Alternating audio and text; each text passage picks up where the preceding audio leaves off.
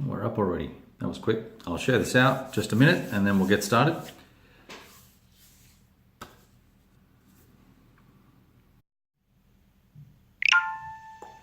All right, there we go. Looks like we're live. Welcome, welcome. So you've got a couple of people in already. One person in. All right. Two people in. Welcome. Drop your name. Let's say hi and Merry Christmas to everybody. Happy holidays. Hanukkah, Festivus, airing of grievances, all that good fun stuff. So I thought what we would do is have a quick or long, whatever. Why is it so bright? Conversation about OCS and SCS and the difference between the two systems. Had quite a few comments about the two games. I posted a first part of an AAR on the blog at bigboardgaming.com or whatever it is. I forget what the URL is. It's kind of sad, isn't it? And it was to deal with the Autumn for Barbarossa SCS title that's in the Special Operations magazine. I'm going to change this light because it's bothering me. It's called lighting on the fly. That's what it's called. Let's get out of my face. I can't. There, now we've got glare behind us. That's better, right? Okay, so welcome everybody. It's good to see a few people joining in on. It's a cool night here, not cold by any means, but a cool night. Hex 21 Alpha. Who the heck are you? Good to see you. Michael, good to see you, and welcome everybody else. So let's talk about SCS and OCS. So for the longest time, despite reading the rules and playing the game, I thought SCS standard for Simple Combat System, but it actually stands for the Standard Combat System. And OCS stands for the Operational Combat System. So right there, standard and operational, you can see there's probably going to be some differences. And while both games have a standardized set of rules, they take a very different approach to the fidelity of the wargaming that you're going to experience. And I would hazard to say that there's been a migration in the SCS system over time to kind of a lower level battalion style scale game and much larger battles, generally speaking. So the Normandy landings, the Market Garden exercise, and they're coming out with a big DAC version, Africa version that's different from Africa and Africa 2.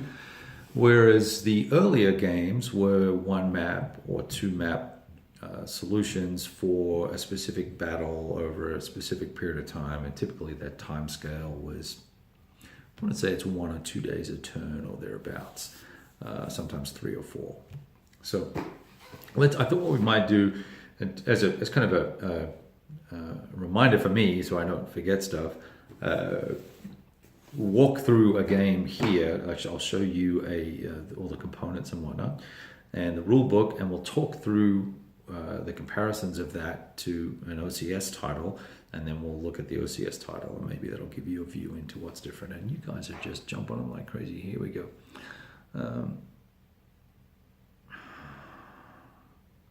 Hey Kyle, good to see you, man. And Half Fast Gaming, welcome. Tony, dude. I'm just looking at these comments here. What? No BCS? Yeah, you're funny, Kyle.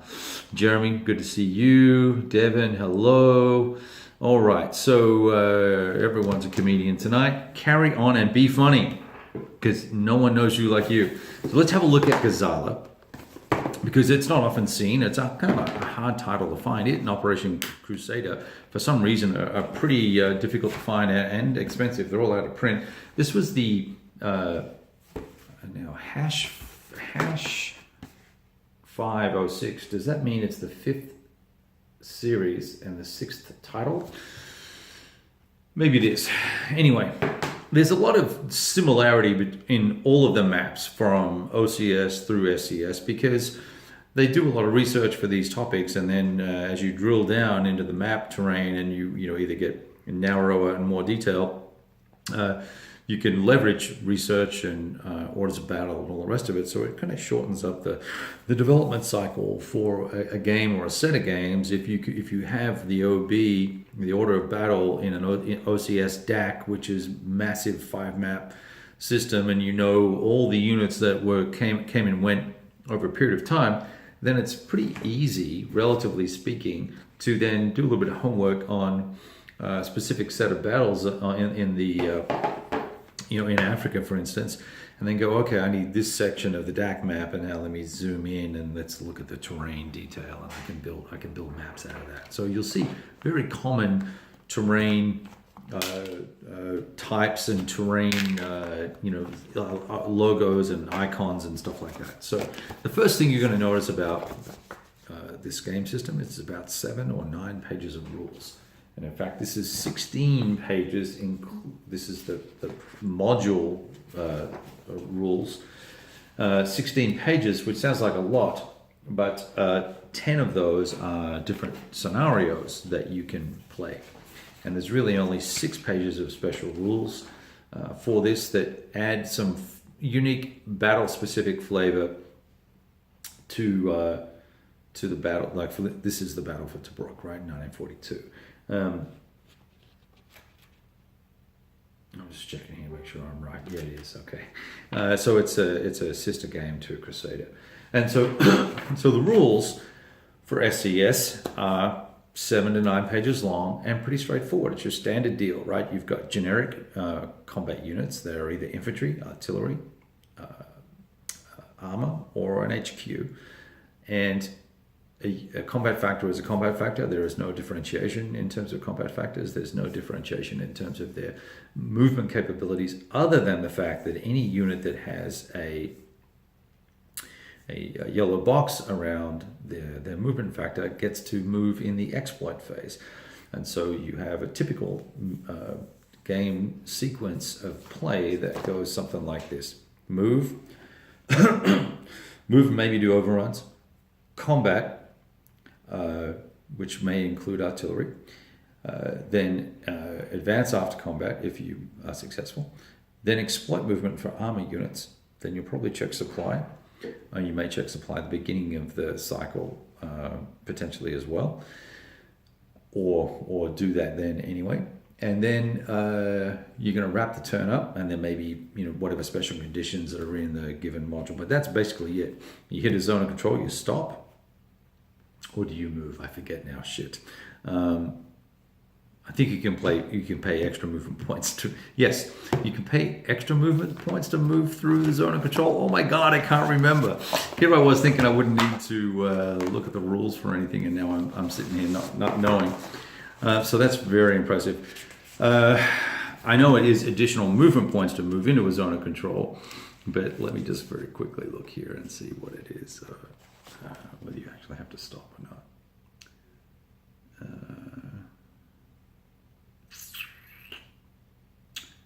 Well, what do you know? Of course, it's not going to be here.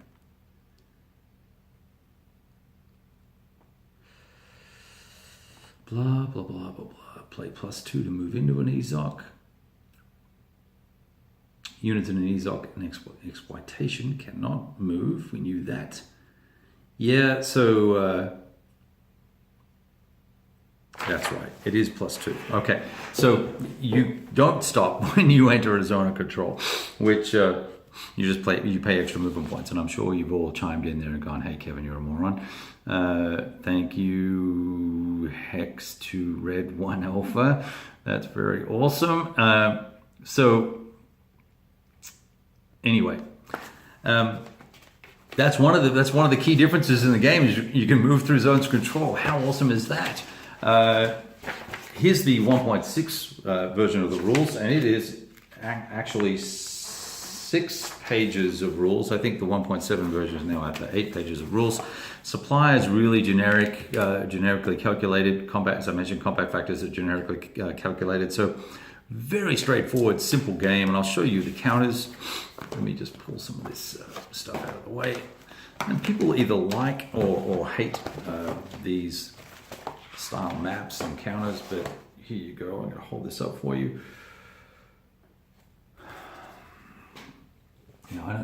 focus that's going to be. So I'm just going to let it sit there for a second. I'll let you have a look at it. So you can see that there's a combat factor, a defense factor, and a movement factor going left to right. You get an icon, little icon telling you what they are. Bracketed units are artillery, as the case may be, or non-attack based units. They're relatively attractive counters, I find. Now, because I pulled out a desert module, you're going to see, pretty generic terrain. But here's Tobruk, for instance, right? So you've got your map, and you've got the different terrain types and roads and wadis and hills and rough terrain and things like that. Very basic combat results table as well. Let me just give you some examples there. And in fact, the artillery is pretty straightforward as well. It's got a barrage table that you use, and it runs, everything's calculated on a 2d6 model, and you total up the factors, and then you're going to need, high numbers are good in this game, you're going to need an average of, I don't know, there's no average really, I suppose, but somewhere between 6 to 9 artillery or air factors. If you roll a 7 or better, you're going to get a DG, and a DG is just a disruption, which means it's going to halve your movement factors and no exploit, and it may impact your combat as well. So, and then I'm just getting messages here. I need to get rid of this because that's a very controversial topic. Let me get rid of that guy. And let's mute my phone. Okay. And then you can also take step losses as well with this air and artillery. Now, the combat results table runs from 1 to 3 to 5 to 1 plus, so it's a very narrow band of results.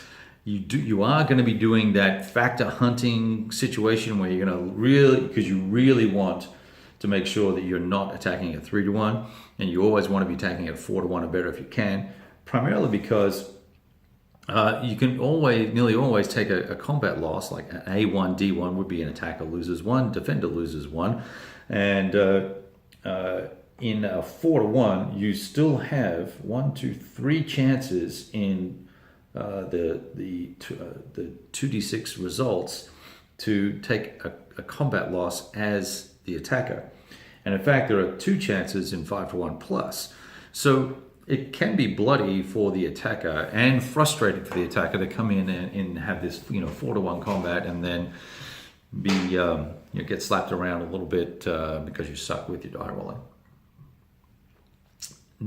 Very few DRMs. Very few terrain modifiers. It's usually going to be a straight up doubling if you're in a city, or they do some column shifting. I think air can, depending on air points are going to be in this game are applied to not impact. They're not going to impact your combat. I don't believe it's really focused on trying to disrupt your enemy first. But in some of the titles, you can actually shift the odds up and down the column racks, the columns on the CRT. All right, so straightforward, simple to play, low fidelity, low historical conformity. You're not going to get, if you're playing It Never Snows, with some of the unique rules there, where it's a 24-hour turn. And there are some funky rules in that module and several modules, including D-Day and Bastogne, where your units can move unlimited movement rate because they're all kind of at that battalion scale, sometimes smaller, and they can zip along the road as far as they can go, as long as they don't get into a zone of control or start in a zone of control, which brings out some wacky stuff. And you end up with, you've got It Never Snows with 5 maps or 4 maps, however many maps it is, and you've got to look and make sure that you've got all these roads covered to block German units from reinforcing a certain section of the map, or stop 3 battalions of paratroopers running from, I don't know, freaking who knows where, or Voss all the way up to Nijmegen, right? Because the road was open. Oh well, that sucked. Now you've just blown 17 hours of gameplay because of this dinky rule. It really, that rule at that scale annoys the shit out of me. Nearly every other SCS game that I've played, I quite enjoy. Despite the fact that you're probably going to go off the historical rails, generally speaking. Autumn for Barbarossa might be one of the exceptions to that rule. Stalingrad Pocket, the Germans can win pretty handily if you play well. There's a lot of different topics, a lot of different games, and if you want to get a feel for a given battle and what kind of happened or could have happened, it's a great system to try and dig your teeth into. It's also a good introductory game, I think, too, because you you shoot, you advance, you get some exploit movement, and you roll dice and keep going. So they all play relatively quickly, as long as you don't let yourself get bogged down in the 7 pages of rules that there are there. Okay, so that's kind of a feel for SCS. So you can see it's going to be very different from the OCS system. Here I just brought a smaller module, the Reluctant Enemies module, which is supposed to be one of those introductory things that lets you sink your teeth into OCS. It's probably a good place to start, but you could also buy Sicily 2, or I don't know, Korea is a good one, maybe. There's a lot of different modules around that I think are good, and if you're into the East Front, then buy Guderian's Blitzkrieg 2. It's got a ton of scenarios in it that only have 100 counters or so, and you can learn the system that way. So don't get. What I'm saying is, don't get suckered into buying a game here. Like this game, once you play it 2 or 3 times, you're going to know how to win as one side or the other, and kind of replay value goes down. Whereas with something like Guderian's Blitzkrieg or the bigger games, lots of replay value. Okay, so first things first, with this game, we're going to notice that the rulebook, rules 4.1a, extremely clean. Every word means exactly what it's supposed to mean, and it doesn't mean anything else, and there's no what-ifing. If it ain't stated, you can't do it. 47 pages, including player's notes. But it's consumable. I find these rules, generally speaking, other than combat results, which I tend to, just because I'm a dork, I get stuck on, and I have to look stuff up. Generally speaking, I can pick this game up and play without having to fuss too much in the rule book, the core rule book.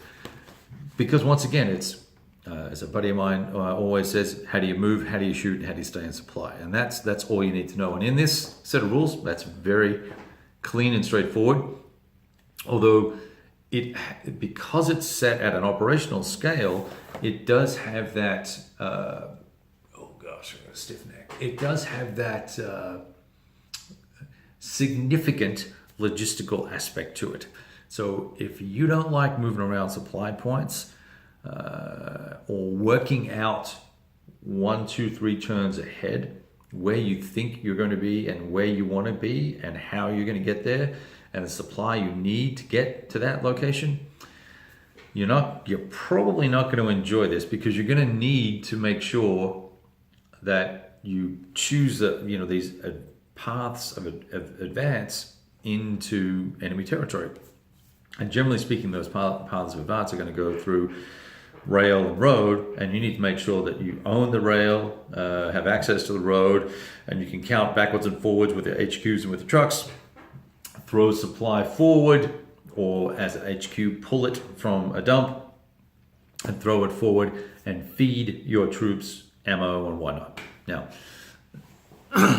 without getting an extra 15 pages on logistics rules, I think that game, that system, does a really smashing job of giving you a sense of some of the challenges that occur in battle at this, it's basically battalion scale, right? You've got divisions, of panzers that break down into regiments and some battalions, and then you have battalions of artillery and little recon motorcycle bullshit units, and then you'll have divisions of infantry and stuff like that. And obviously with the Russians or other larger forces, you're going to have armies and corps and things like that. So big meaty units. So the game sequence of play more detailed because you're checking supply first. You've got air units that you've got to feed and make sure that their bases have enough supply in them. You've got to roll for your supply and replacements every turn. You've got to do a lot of stuff just to weather and all the rest of it to get started. And then you're going to move. You're going to try and suppress units or block units or weaken units so that they can be attacked and overrun by other units. So you're kind of staging things. You're going to be able to put units into reserve mode so that they can move a portion of their movement capabilities in a given turn.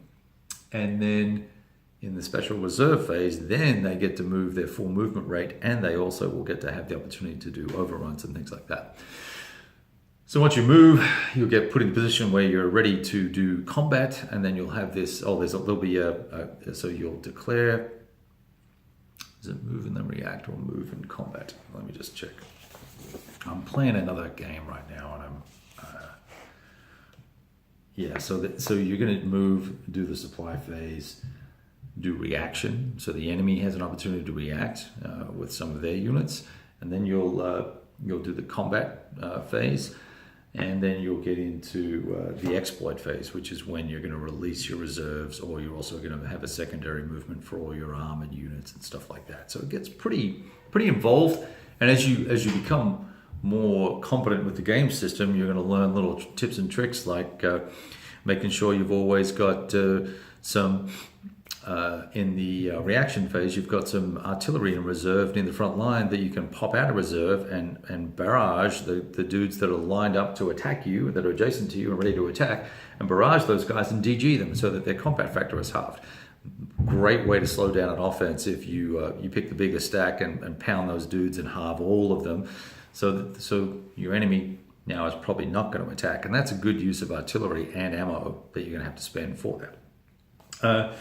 So more involved rules. There's naval stuff if you want to get into it. There's amphibious landings and all sorts of good things. So the key to me that keeps the game interesting and not a factor counting hunt and peck style game is that every combat unit has an effectiveness or efficiency rating that will influence a number of different things. It's going to influence combat, and it's going to influence their resilience in sort of difficult supply situations, right? So we'll talk about that in a second. We'll have a look at the CRT in a bit. Now, this particular game, the Reluctant Enemies game, does come with a couple of guides. There's a little summary of the rules, which I find good, but it's not going to tell you anything that you really need to know if you're trying to dig into stuff. It's got a 3-turn game playthrough thing, full color. It's got some errors in it, so arguably you're going to have to download that and reprint it anyway. So why not just download it off the web for free and have a look at it? Did I say that out loud? I think I did. Not that it's available from MMP, but I'm sure someone has it, right? You want to learn the game, they ought to make that free so you can go buy a module and use it. Here's an example of the map. As you can see, it's very similar conventions on the map, same artwork basically, but at a 2 to 5 kilometer hex size and all the rest of it. Pretty functional. I like them. They look good when they're all set out. This has lots of nice setup charts and fun stuff like that. Not all games have that. All games should, but they don't. And then let's have a look at the combat charts, and I'll show you the. Let me show you the units here. So these are the French. The French, where are they? Let's find a guy. Try and hold this dude up here. So here's your little truck. There. These are not going to work very well because of the I'm using the front camera, and I can't focus. So there's a truck. I don't even know if that's facing the right way. It's probably all backwards. Combat unit. You have these headquarters you got to have to keep your units in supply. I'll show you one of those in a sec. A typical combat unit is a 5, a 3, and a 3. That's 5 combat factor, 3 effectiveness or efficiency rating, and 3 movement points. I flip it over from combat mode to move mode, and I get 4 movement points. Some have black movement ratings on them, and that's going to give them a much higher rating because they're truck based. Others will have red with a yellow box. They're going to be armor. Armor don't stop for zones of control. They can move all the way through, whereas infantry, units in trucks will have to stop. Now you can negate the enemy zones of control by putting other units in there and kind of make a little stepping stone thing and ship stuff through. If you want to go to all that trouble, you can do that. It's awesome. So there's lots of thought that goes into your movement and positioning of units and sequencing of units to execute your plan. Lots of comments in there. I'm assuming you guys are talking amongst yourselves. I'm going to check all the comments in a minute. Lots of charts, 4 pages of charts. We've got a barrage table that is rarely used because it's very hard to do anything effective with barraging because it's expensive and supply is expensive, and you either want to use that supply to move units or to fight with them, or both. So there's that. If you have this barrage table, I don't know if you can read that, but it gives you a look at that. It's just a bunch of points and your DG units, which similar concept to SCS. It's going to negatively impact them. It's going to impact their effectiveness rating. It's going to impact their movement, and it's going to impact their combat. There's flak for air and all that sort of fun stuff, and you can do interdiction strikes. They call it train busting for some reason, but you can do interdiction strikes on both rail and road, all sorts of good stuff like that. Now the combat, it's kind of the heart of the system, and what makes it awesome is that combat is leverages this effectiveness rating that I was talking about, and we'll talk about that in one sec. I'll check these comments and see if there's anything I need to answer questions to.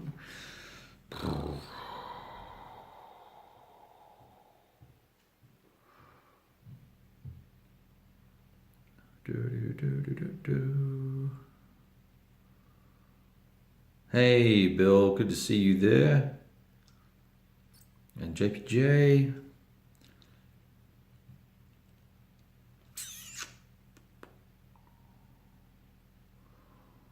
All right.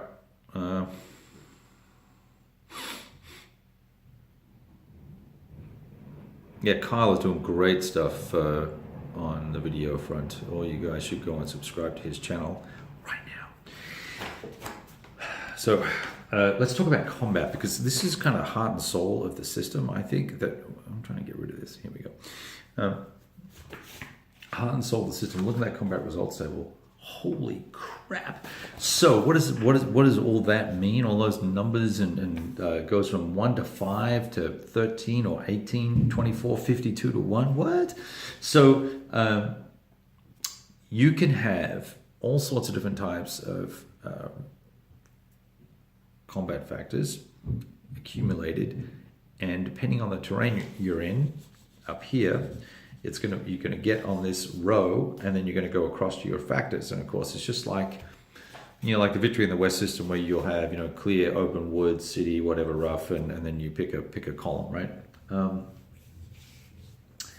So if let's just look at the open column, for instance. So at 4 to 1 here, there's a bunch of results. There's results for the attacker and results for the defender. But before you get to do any of that, you've got to roll for surprise and see who surprises who. Is the defender surprised? Is there no surprise? Or is the attacker surprised? Did the defender have a nasty plan for them when they attacked? So how has that worked out? Well, it's a function of effectiveness ratings. So if I have a high quality 5 rated unit, it's German Panzer unit, rated as a 5, attacking a dinky Soviet 2 rated unit, I'm going to have a +3 to my die roll modifier when we do this this surprise roll. So I'm going to get to add 3. And the higher the roll, the better. And I need to roll in a regular combat. 10 or more, right? Yes, 10 or more. Between 6 and 9, no surprise.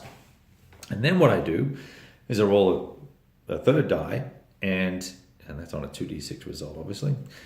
Roll a third die, and that's going to be the number of column shifts in my favor or against me in that given combat. So your combat could move 6 columns, not from 5 to 1, 4 to 1, 3 to 1, 2 to 1, 1 to 1. It's going to be as the columns jump. It's columns, and each column is not sequential.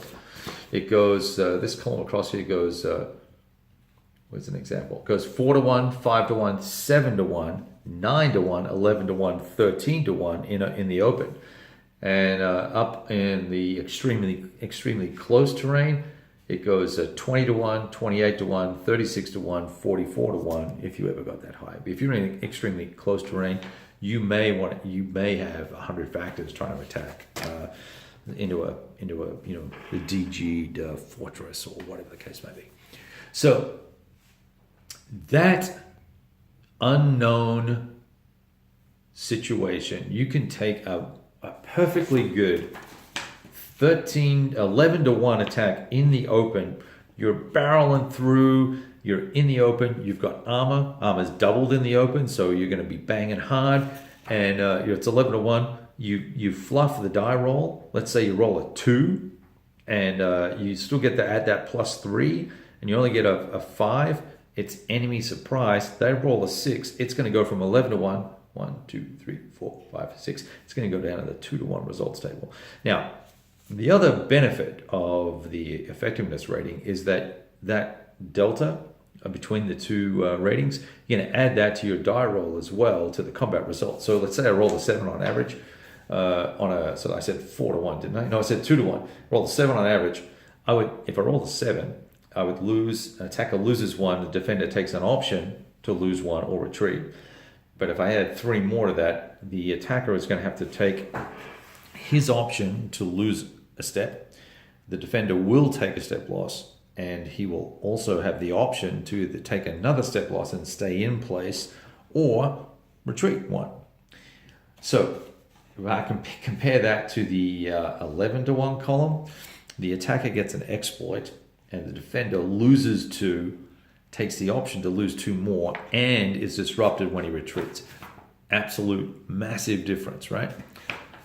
The other side benefit that I found, because I screw the rules up all the time with this game, despite the fact that I know it so well, the module rules are often a little funky, and you've got to keep them all straight in your little tiny brain. Because there's so many results in this table, it often doesn't matter if you miss something by a column, or you're up or down 1 or 2 even, because there are, AO1, DO1 is the same 1 up and 1 down. So it kind of all comes out in the wash, which is often very, very nice. Now, if you make massive mistakes, sure, of course, it's going to be different. So anyway, so let's see if we got comments here. Hello, Z28 2008. I hope that wasn't when you were born, son, because that means you would be very young. And I'll have to clean my language up. Okay, so let's see. What else can I tell you about this? I think that, this is kind of the nub of it. And if someone's going to ask me, what do I like? I obviously prefer OCS. Although OCS can be frustrating, particularly in a solo arrangement, because it's great to solo, but sometimes I feel like the OCS titles have a little bit too much of German. The Germans are kind of uber Germans a lot of the time, or that feels that way to me. I was playing Beyond the Rhine recently, and it really felt like the Germans just had tons of units, a lot more than I imagined they had. There seemed to be armor all over the place, and despite the hefty nature of the Allied forces, they really had a hard time cracking the nut of getting across the Rhine. I ended up stopping play because I got a little frustrated with the supply situation, and it was the supply for the Allies that was the frustrating part. And it really felt like the Germans just had all these opportunities to build up. I felt like I was playing it wrong to a significant degree, and I don't know why yet, but I was being pretty hard on myself, I think, and I felt like there were mistakes being made, so I wanted to stop, pack it up. Maybe I'll get it out and play it with somebody, or I'll try and play on Vassal with someone and try and see how they handle the Germans and what their mode of operation is, because I found a kind of pseudo-aggressive forward defense worked out, whereas everyone told me, oh no, the Germans need to run behind the Elbe Canal and kind of dig in there, and I was having a hard enough time getting to the Elbe Canal. Whereas with SCS, I think if it's the right module, then they play fabulously. If it's the wrong module, like It Never Snows or Day of Days or that Coralia module, I wasn't a big fan of that. Ardennes module, I'm not a big fan of. I've played this Gazala module online, and I think the Fallschirmjäger one will be good as well. So I think there's a pretty broad range of different modules, and you kind of have to experiment with them. Well, I would generally say anything that has that move as far as you like rule, you should probably avoid, other than the Bastogne module, because I really feel like that was a great game. That may just be because I won, though. Maybe it was. But I really felt like it played well. You felt like the Germans were under pressure all the time because they were having these units withdrawn. They couldn't lose too many units, otherwise they were going to lose VPs. The Americans were kind of struggling to get forces together, and you had these three routes, you had to protect Bastogne, so it worked really, really well. That's one of those games that we've got to watch these trails and these roads and make sure that the Germans don't sneak around behind you and mess you up. All right, let's see if we've got, you guys are having a drink there, that's all right. Sicily game is awesome, Jordan. I've got a Black Manhattan here. It's Templeton Rye, Averna. I think it's called Averna Toscana, which is kind of like an Italian dark vermouth. It's got a different herbal kind of thing going on, and it's pretty cool. You got to put some orange bitters or something like that in it. Smooth, nice.